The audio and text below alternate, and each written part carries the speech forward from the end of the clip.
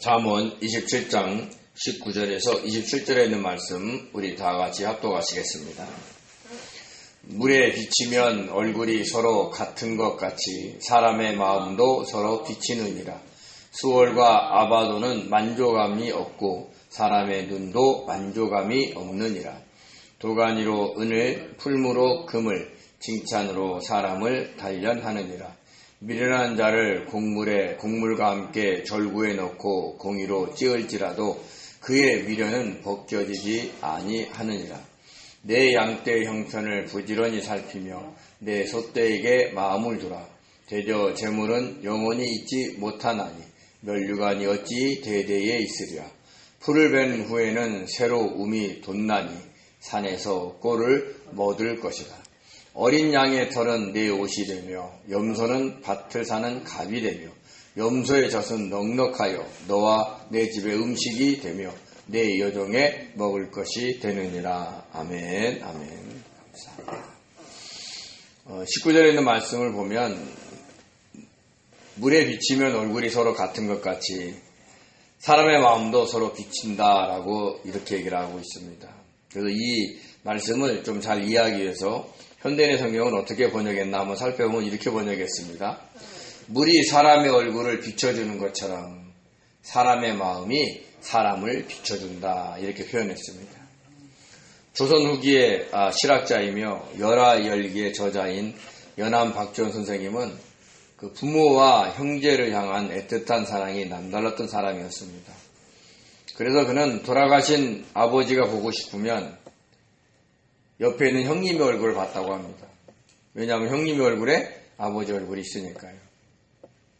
근데 형님마저 돌아가셔서 볼 수 없게 되자 그가 아버지와 형님이 보고 싶고 그리울 때면 냇가로 달려가서 그 냇물에 비친 자신의 얼굴을 보았다라고 했습니다.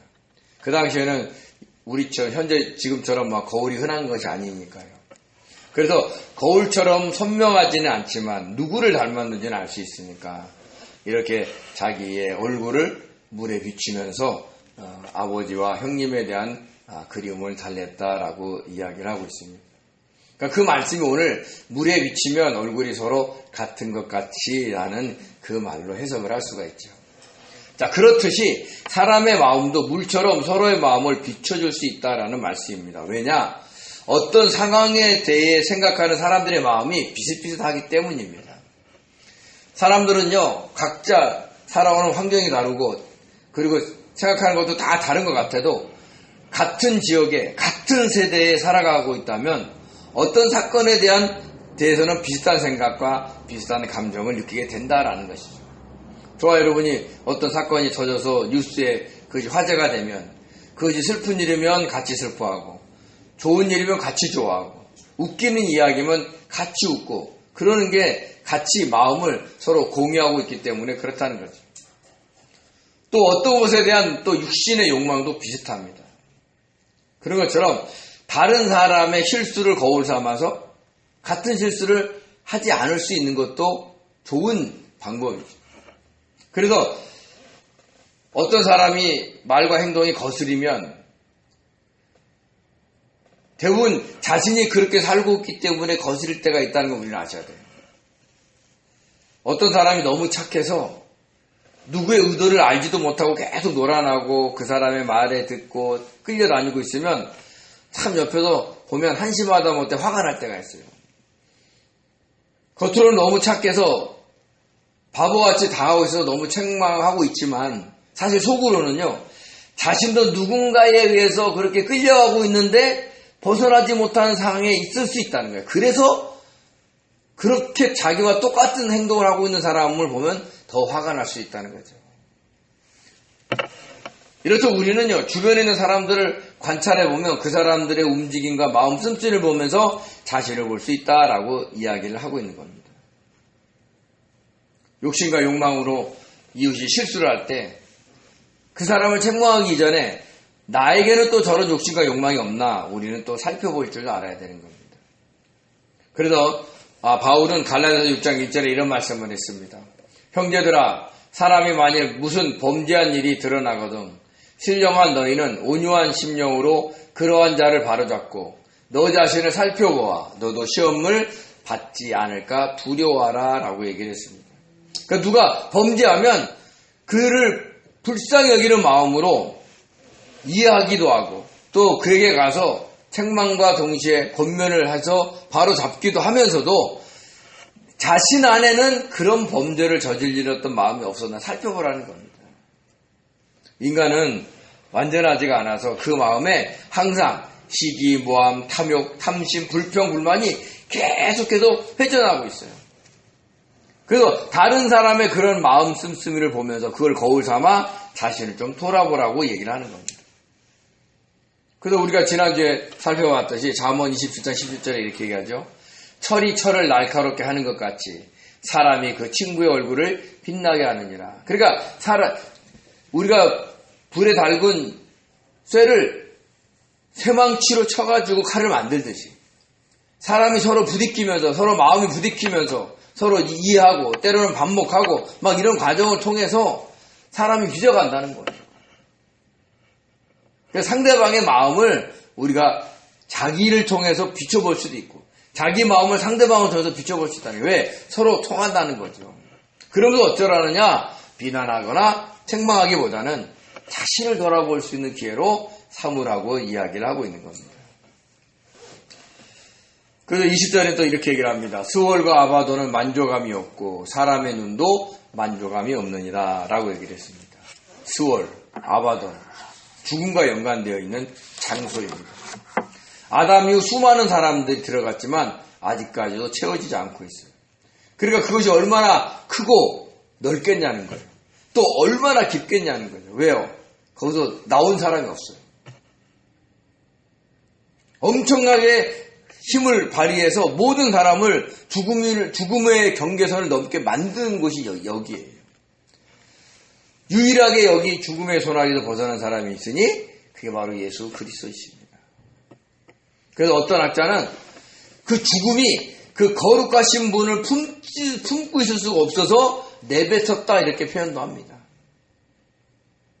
근데 예수님 외에는 아무리 훌륭한 사람도 이 죽음을 이기지 못합니다. 그래도 계속 채워놓고 있는데 지금도 차지 않았어요. 그거와 버금가는 것이 뭐냐? 사람이 눈을 통해서 생기는 탐욕이라는 거예요. 보면 먹고 싶고 갖고 싶고 되고 싶고 그게 우리 이 안목의 종욕의 이 늪인 겁니다. 뱀의 유혹을 받은 하와가 선악과를 보자 먹음직하고 보암직도 하고 지혜롭게 할 만큼 탐스럽게 했다라고 해요. 만약에 안 봤으면 이런 일이 없죠. 결국 눈을 통해서 봤기 때문에 그거에 대한 먹고 싶어하는 욕망이 일어났던 거죠. 우리말 속담에 보기 좋은 것이 먹기도 좋다라는 말이 있잖아요. 그래서 막 선물 포장도 하고 뭐 데코레이션도 하고 또 음식도 뭐 디자인도 하고 막 이러잖아요. 눈을 통해서 유혹하는 겁니다. 그래서 사도 요한이 인간이 갖고 있는 욕망 중에 아까 제가 말씀드린 그 안목의 정욕이 있었던 거죠. 요한일서 2장 16절에 이렇게 얘기합니다. 이는 세상에 있는 모든 것이 육신의 정욕과 안목의 정욕과 이생의 자랑이니 다 아버지께로부터 온 것이 아니요 세상으로부터 온 것이라. 저와 여러분이 살아가는 모든 것들이 우리의 육신의 정욕, 안목의 정욕, 이생의 자랑 안에 범주에 다 있다는 얘기를 하는 거예요. 전도서 1장 8절에 이렇게 얘기합니다. 모든 만물이 피곤하다는 것을 사람이 말로 다 말할 수는 없나니 눈은 보아도 족함이 없고 귀는 들어도 가득 차지 아니하도다. 그러니까 눈으로 보아도 만족함이 없는 거예요. 우리는 끝없이 더 많은 것들을 요구하고 그 욕심에 소용돌이 속에 살아갈 수밖에 없다라는 것을 우리는 아셔야 되는 겁니다. 백화점에 가서 나는 아이 쇼핑만 하고 올 거야 이런 사람들이 있어요. 뭐 그런 분도 있죠. 또 TV 쇼핑몰을 보면서 그냥 나는 재밌어서 보는 거야 이런 사람도 있죠. 근데 어떻게 돼요? 결국에는 삽니다. 왜요? TV 쇼핑몰 같은 경우는 쇼 호스트 분이 얼마나 말을 잘하는지 몰라요. 그분들이 입고 있는 옷은 막 다 메쉬가 있어요. 그래서 주문해 보면 금액시간 제 몸에서 안 나옵니다. 예전에 어떤 권사님이 이사한다 그래서 도와주러 한번 갔어요. 그러면서 창고를 정리해야 된다고 막 창고를 뒤지는데 쇼핑몰에서 주문한 물건이 뜯지도 않는 것이 엄청 많이 나온 거예요. 그래서 그 권사님이 웃으면서 내가 이걸 언제 샀더라? 이러는 거예요. 그러니까 보면 사는 거예요, 보면. 그러니까 성도는요, 눈을 통해 일렁이는 그 욕망을 볼 줄 알아야 돼요. 그리고 그걸 내려놓는 훈련을 하셔야 돼요. 지금 당장 없으면 갖고 싶어도 내려놓아야 돼요. 그래서 그 보는 것으로 인해서 오는 그 수많은 사탄의 유혹을 우리는 이겨낼 줄 아셔야 돼요. 근데 우리 쉽지 않아요. 그래서 늘 기도해야 돼요. 주님, 이게 당장 필요합니까? 당장 해야 합니까? 당장 가져야 됩니까? 이렇게 자꾸 물어보셔야 돼요. 그래야 한 번이라도 더 일렁이는 욕망을 잠재울 수가 있어요. 그냥 보는 대로, 생각나는 대로 그대로 놔두면 결국 우리는 거기에 넘어가게 돼 있다는 거예요. 그래서 그런 어떤 만족감이 없는 눈을 통해서 오는 그 유혹을 우리가 잘 이겨낼 수 있는 사람들 되시기 바랍니다. 21절에 이런 말씀이 있습니다. 도가니는 은을, 풀무는 금을, 칭찬으로 사람을 단련하느니라 라고 얘기를 했습니다. 어렵고 힘들 때, 자신의 힘으로 아무것도 할 수 없을 때는 사람들이 겸손해집니다. 누가 뭐라 그래도 참고 네네네 뭐 이러죠. 특히 권력자들 앞에서는 막 비굴할 정도로 그렇게 겸손하게 삽니다. 근데 그 겸손한 사람도 물질이 많아지거나 권력이 강해지면 사람이 확 변합니다. 안 변한 사람이 거의 없어요. 저와 여러분도요, 돈 좀 있고 권력도 있으면 예전보다는 다른 행동을 하고 예전보다는 다른 말씀이 있습니다. 그걸 객관적으로 바라보고 경계할 수 있는 사람이 이렇게 많지 않습니다. 제가 군대에 있을 때 4개월 고참이 있었어요. 선임이 있었죠. 지방에 사신 분이라서 일도 엄청 잘하고요. 낯질 해가지고 풀을 좀 베라 그러면 우리 군대가 다 달라붙어도 못할 일을 혼자서 그냥 싹 해놓고 그래요. 후임한테도 얼마나 잘해주는지 모릅니다.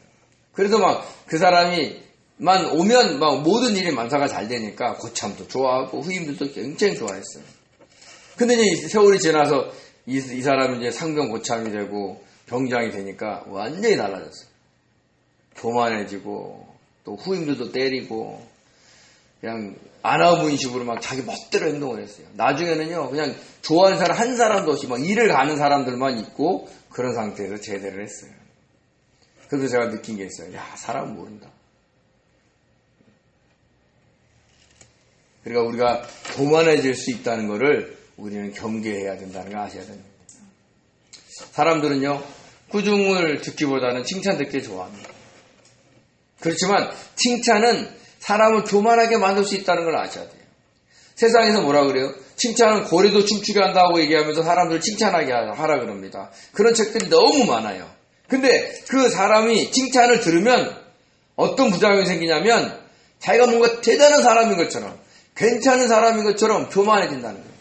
물론 그렇게 생각하지 말라는 게 아니에요. 왜? 너무 자존감이 낮은 사람은 그런 마음을 가져야 되죠. 근데 우리는 지금 영적인 얘기를 하고 있는 거예요. 영적으로 우리가 교만할 수 있어요. 근데 우리는 한 가지 놓치는 게 뭐냐면 하나님이 가장 싫어하는 것이 인간이 교만해지는 것을 싫어한다는 거죠. 그걸 아셔야 됩니다.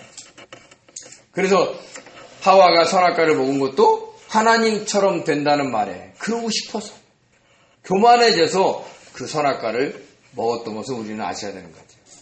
그래서 우리가 정말 그 사람의 됨됨이를 알려면 그 사람을 칭찬해보라 그럽니다. 그래서 끝까지 겸손한지 살펴보라는 거예요. 막 어느 순간에 뭐 우쭐해가지고 막 본인이 어떤 태가는 사람인 것처럼 얘기하는 사람이 허다하다는 거예요. 저도 그럴 때가 있어요. 그래서 주님이 가신 십자가 길을 걷는다는 신자들이 걸려 넘어지기 쉬운 것이 저 사람은 기도도 잘해, 저 사람은 찬양도 잘해, 저 사람은 신실해 이렇게 들려오는 주변의 칭찬 소리가 자기를 시험에 빠뜨릴 수 있다는 것을 우리는 아셔야 된다는 겁니다. 그래서 베드로전서 4장 12절에 사랑하는 자들아 너희를 연단하려고 오는 불시험을 이상한 일 당하는 것 같이 이상히 여기지 말고.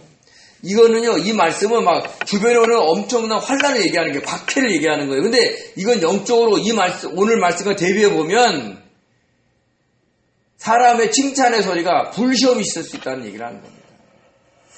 그래서 그 앞에 도가니로 은을, 풀무로 금을이라고 언급을 한 거예요. 왜요? 도가니는 은을 녹여서 은 속에 있는 불순물을 드러냅니다. 풀무는요, 금을 녹여서 금 속에 있는 불순물을 드러내지요. 그와 마찬가지로 칭찬은 인간 안에 있는 그 교만의 불순물을 드러낸다는 것을 이야기를 하고 있다는 겁니다. 그리고 도가니와 풀무가 굉장히 뜨겁듯이 그 칭찬이 그 성도에게는 불시험이 될 수가 있는 겁니다. 그래서 성도는 항상 겸손하고 사람의 칭찬보다는 주님께 칭찬을 받으려는 마음으로 살아가야 돼요. 그래서 바울은 고린도후서 10장 17절 18절에 이렇게 얘기합니다. 자랑하는 자는 주 안에서 자랑할지니라. 옳다 인정함을 받는 자는 자기를 칭찬하는 자가 아니요 오직 주께서 칭찬하시는 자니라. 이 말씀은 너를 내세우지 말고 어떤 일을 했을 때 주님이 하셨습니다라고 주님만을 자랑하라는 거예요. 그러면 주님께서 너를 칭찬해 준다고 이야기를 하는 거죠. 그러니까 주께서 인간이 자기를 자랑하고 교만이 여기는 것을 아주 싫어한다는 걸 우리는 아셔야 돼요. 근데 이게 쉽지가 않습니다. 그래서 칭찬을 좋아하는 사람은 어떤 면에서는 미련한 사람일 수 있어요. 영적으로는. 22절 이런 말씀이 있습니다. 미련한 자를 곡물과 함께 절구에 넣고 공의로 찌을지라도 그의 미련은 벗겨지지 아니하느니라. 아멘. 미련한 자, 어리석은 자, 바보스러운 자 이렇게 되죠. 근데 성경에서 미련한 자는 자기의 뜻과 고집이 강한 사람. 아무리 선해 보여도 자기 뜻이 강한 사람이죠. 자기 중심적으로 살기에 때로는 도덕적인 규범을 어기는 사람들도 있습니다. 이런 사람은 주변에서 아무리 권면하고 충고하고 심지어는 벌금을 부과해도 바뀌지 않습니다. 아, 내가 내 마음대로 사는데 당신이 뭐야? 그런 식으로 살아가는 거죠. 그럼 어떤 방법으로도 고칠 수가 없어요. 그 고집을 꺾을 수가 없습니다. 만약에 이런 사람이 주변에 있다면 그를 말로 설득해서 고치려고 하지 마시고 주님께 기도하시기 바랍니다. 만약에 하나님께서 그를 사랑하신다면 하나님이 우리 기도를 들으시고 어떤 방법을 써서라도 그를 변화시켜 주실 것이니까 우리가 어떤 말을 통해서 그 사람을 바꾸려고 할 필요가 없다라고 얘기를 하는 겁니다. 마태복음 19장 26절에 이 말씀이 있습니다. 예수께서 그들을 보시며 이르시되 사람으로는 할 수 없으나 하나님으로서는 다 하실 수 있느니라. 아멘. 이 말씀은 어떤 말씀이냐면 주님께서 낙타가 바늘길을 통과하는 것이 부자가 하나님 나라에 들어가는 것보다 쉽다라고 하셨어요. 그러니까 부자가 구원받아서 하나님 나라에 들어가기가 무척 어렵다는 뜻입니다. 왜요? 그들은 육적으로 부유하기에 심령이 가난하지가 않아요. 그래서 복음을 받아들이기가 쉽지가 않습니다. 자, 그러자 제자들이 묻습니다. 그럼 주님, 누가 구원을 얻을 수 있습니까? 그때 주님께서 하신 말씀이에요. 사람으로는 아무리 설득해도 부자가 받아들이지 않지만 하나님은 하신다는 거예요. 어떤 환경을 통해서 그가 만약에 하나님의 창세자를 택한 자라면 그를 복음을 받아들일 수 있는 사람으로 만드신다는 겁니다. 그런 것처럼 미련한 자는요, 우리가 말하고 권면하고 협박해서 바꿀 수가 없어요. 그래서 기도하면 정말 주님이 그 사람을 사랑하신다면 성령께서 역사하셔서 그 어리석음을 벗겨주실 겁니다. 저와 여러분에게 가장 강력한 무기는 누구를 위해서 중보기도하는 거예요. 주님, 저 미련한 자가 깨닫게 하시고 주님의 뜻 쫓아서 살아갈 수 있도록 도와주십시오. 이 세상만을 향해 걸어갑니다. 믿는다고 하는데 세상 사람들과 똑같습니다. 주님, 영적으로 깨닫게 역사해 주시옵소서 하고 기도하면 하나님이 하신다는 것을 믿으시기 바랍니다. 23절에 이렇게 얘기합니다. 내 양떼 형편을 부지런히 살피며 내 소떼에게 마음을 두라라고 얘기하기로 했습니다. 이 말씀은 이 양떼와 소떼가 우리 주변에 있는 사람들을 얘기하는 거예요. 가족, 이웃, 교인, 그리고 직장 동료들. 그들의 형편을 살피라는 거예요. 그러니까 그들의 눈치를 보면서 살라는 게 아니라 그들을 어떻게 도와줄까 생각하면서 보라는 거예요. 우리가 눈치 보는 것과 도와주는 것, 얼굴을 살피는 건 다른 얘기라는 거예요. 여기서 형편의 히브리어 파님이 얼굴이에요. 그러니까 내 양떼 얼굴을 부지런히 살피라는 거죠. 그리고 부지런히와 살피다가 히브리어로 야다를 같이 썼어요. 그러니까 같은 단어를 동시에 쓴 겁니다. 이어서. 이건 강조한 거예요. 그러니까 너만 막 생각하지 말고 너도 힘들겠지만 너 주변에 있는 사람들이 어떻게 사느냐 돌아보라고 이야기를 하는 겁니다. 특별히 성도는 그래야 돼요. 그래야 우리가 복음을 전할 기회가 있는 겁니다. 또한 주님께서도 양떼를 잘 알으실 뿐만 아니라 그 양떼를 위해서 목숨까지 버리셨다는 거죠. 요한복음 10장 14절 15절에 나는 선한 목자라 나는 내 양을 알고 양도 나를 아는 것 같이 아버지께서 나를 아시고 내가 아버지를 아는 것 같으니 나는 양을 위하여 목숨을 버리노라. 얼마나 사랑했어요. 그런 것처럼 우리도 우리 주변에 있는 사람들을 늘 봐야 돼요. 그래야 한 사람에게도 복음을 전할 수 있고 믿는다면 한 영혼이라도 실족하지 않게 할 수 있는 겁니다. 우리가 얼마나 막 대단해서 막 거창하게 하나님의 영광을 위해서 사역을 할 수 없는 사람이죠. 그래도 한 영혼을 실족시키지 않기 위해서 무언가를 할 수 있는 사람이라면 그것은 하나님이 주신 사명을 감당하고 있는 겁니다. 주님이 우리를 위해서 목숨을 버리셨던 것처럼 우리도 정말 주변에 있는 사람들을 자기 목숨과 같이 아끼면서 살펴볼 줄 아는 그런 성도들이 되셔야 된다는 걸 잊지 마시기 바랍니다. 24절에 이렇게 얘기합니다. 대저 재물은 영원히 있지 못하나니 면류관이 어찌 대대에 있으랴 라고 얘기를 합니다. 그러니까 현재 재물이 많다고 영원히 있을 것으로 알고 낭비하지 말고 지금 있는 면류관 즉 왕관 즉 권력 이것이 대대로 이어질 것이라 믿지 말라는 겁니다. 그래서 재물이 많아도 검소하게 살면서 가난한 자들에게 베풀고 강한 권력을 가지고 있다 할지라도 겸손하게 행사하는 사람들이 돼야 된다는 얘기예요. 왜요? 그 재물과 권력이 영원하지 않기 때문에 그럽니다. 이 땅에서 그것을 마음껏 누리며 살 수 있지만 우리는 언젠가는 그분 앞에 서야 돼요. 그 최후의 심판 때 어떤 모습으로 쓸 것인가를 늘 생각하면서 우리는 살아야 돼요. 그래서 재물이 있어도 그 재물로 행패 부리지 말고 권력이 있어도 그 권력으로 행패 부리지 않고 늘 겸손하게 살아가야 된다는 것을 잊지 마시기 바랍니다. 25절에 이 말씀이 있습니다. 풀을 벤 후에는 새로 움이 돋나니 산에서 꼴을 거둘 것이니라 라고 얘기를 했습니다. 풀을 베면 어떻게 돼요? 그 자리에 새로운 움이 돋습니다. 죽은 것 같은 곳에서 새 생명이 자라는 거죠. 우리가 십자가의 길을 걸으면서 자아를 죽이면 그곳에 새로운 자아가 생겨서 주님을 알게 되고 그리고 우리가 생명길로 가는 거예요. 우리가 늘 자기를 부인해야 되는 거예요. 자기를 내려놓고. 그래야 우리는 생명길을 갈 수 있다는 걸 아셔야 돼요. 그리고 산은요, 우리가 일상에 살아갈 때 닥쳐오는 고난과 환난을 상징합니다. 근데 그 속에서도 먹을 것, 즉 꼴은 먹을 것이거든요. 그러니까 이 말이 뭐냐? 너희에게 어떤 환경에 어려움이 닥친다 할지라도 그 속에서 먹을 것이 있게 하시겠다는 얘기를 하는 겁니다. 주님의 뜻을 알고 생명의 떡이신 주님을 먹을 수 있도록 또 환경적으로도 주님께서 허락하신 어떤 방법으로 생겨서라도 살아갈 수 있게 해주겠다는 거예요. 중요한 게 뭐예요? 주님 안에 머무르는 겁니다. 풀이 베어 나가듯 육신의 자아가 무너져도 거대한 산처럼 고난이 밀려와도 영적인 새로운 자아가 생기고 먹을 것이 생기고 하나님이 살려주신다는 거예요. 그분만 믿고 가라는 거예요. 그래도 공중나는 새 그런 표현도 하잖아요. 들의 백합화 하나님이 다 먹이시고 입히시는 겁니다.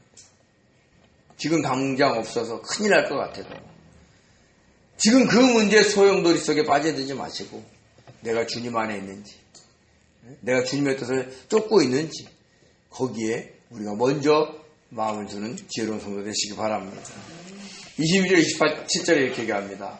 어린 양의 털은 내 옷이 되고 염소는 밭을 사는 갑이 되며 염소의 젖은 넉넉하여 너와 내 집의 음식이 되며 내 여종에 먹을 것이 되느니라 라고 얘기를 합니다. 이 말씀은 우리가 앞에 살펴봤던 23절에 내 양떼의 형편을 부지런히 살피며 내 소떼에게 마음을 두라 라는 것과 연관이 있죠. 즉 양떼와 소떼를 잘 기르면 어린 양의 털이 옷이 돼요. 즉 의식주 중에 입을 의가 해결이 돼요. 염소로 밭을 사니까 우리가 살 수 있는 집, 즉 주가 해결이 됩니다. 그리고 염소의 젖이 넉넉하니까 먹을 식량이 해결이 돼요. 식이 해결되죠. 이처럼 우리가 부지런히 하나님 앞에서 주어진 환경에서 열심히 살면 의식주가 해결이 된다는 겁니다. 더군다나 내 집뿐만 아니라 내 여종까지도 먹을 것이 있다고 얘기를 하는 거예요. 그래서 성도는요, 게을르면 안 돼요. 성도는 부지런하셔야 돼요. 그리고 또 성도는 허상과 망상 속에 살면 안 됩니다. 막 기도만 하고 있으면 뭐 하늘에서 뭐가 떨어질 것처럼 그런 말에 속아 넘어가서는 절대로 안 되는 거예요. 하나님의 법칙은 땀 흘려 일할 때 얻어야 되는 게 그게 진짜 복입니다. 그래서 사기쳐서 번 돈 이런 것들은 하나님 허락하신 것이 아닌 거죠. 저와 여러분이 성실하고 신실하셔야 돼요. 그 가운데 속에서 하나님이 주신 것으로 먹고 감사하고 기뻐하시기 바랍니다. 요즘에 그냥 주식이 너무 올라가지고 주식을 사야 되느냐라고 생각했는데 가진 게 없어서 살 수도 없고, 이럴 때 자칫 잘못하면 상대적인 박탈감을 느낄 수 있어요. 그러지 말라는 거예요. 지금 있는 것에 감사하게 되고, 또 하나님이 또 여유있게 주면 또 주식할 수 있게 하실지도 모르니까. 근데 막 지금 세상이 막 그렇게 돌아간다고 해서 거기에 빠져들면 성도는요, 주님을 바라보는 시선을 놓칠 수가 있어요. 지금 주심에 감사하셔야 돼요. 특별히 우리가 자신이 교만해지는 것을 엄청 경계하셔야 되는 겁니다. 특히 주변에서 저 성도님은 너무 신실해, 너무 좋아, 사람 괜찮아, 그런 칭찬의 소리에 우리가 휩싸이면 안 된다는 거죠. 아까도 살펴봤지만 사람들의 칭찬은 은을 녹여 불순물을 드러내는 도가니와 같고 금을 녹여 불순물을 드러내는 풀무와 같이 뜨거운 겁니다. 불시험이에요. 이거를 경계하셔야 돼요. 그래서 사람들이 하는 말로 내가 막 우쭐해지고 교만해지는 것이 볼 때마다 우리가 주님께 올려드려야 돼요. 주님, 내가 이런 교만한 자입니다. 주님 앞에 겸손하고 주님만을 바라보고 주님의 뜻 가운데 살 수 있는 자가 해달라고 기도하셔야 되는 거 잊지 마시기 바랍니다. 칭찬 하시면 그냥 감사합니다 받으면서 그것에 그 말이 덜 마음속에 쌓고 뿌듯해지는 것을 경계하시기 바랍니다. 우리는 아무것도 안 해요. 주님이 힘주셔야 할 수 있는 사람이에요. 성령이 도와주셔야 살아갈 수 있는 사람이라는 것을 늘 고백하면서 주님 앞에 겸손하게 달려가는 지혜로운 성도 되시기를 예수님으로 축원드립니다. 기도하겠습니다. 은혜로우신 하나님 감사드립니다. 주님께서 저희들을 사랑하셔서 믿음의 길 가게 하신 이 길 속에 아버지 하나님 칭찬으로 단련하시는 것을 알게 도와주시고 사람들의 칭찬에 너무 귀 기울이지 않게 도와주었길 원합니다. 아버지, 은을 녹여 불순물을 드러내듯이 금을 녹여 불순물을 드러내듯이 사람의 칭찬으로 우리 안에 있는 그 교만의 불순물을 드러내시는 줄 믿습니다. 보일 때마다 아버지 제거해 주시고 우리가 거기에 매몰되지 않도록 살아가면서 늘 주님 영광에 살아가는 겸손한 자들 될 수 있도록 축복하여 주옵소서. 감사하며 예수님의 이름으로 기도드립니다. 아멘.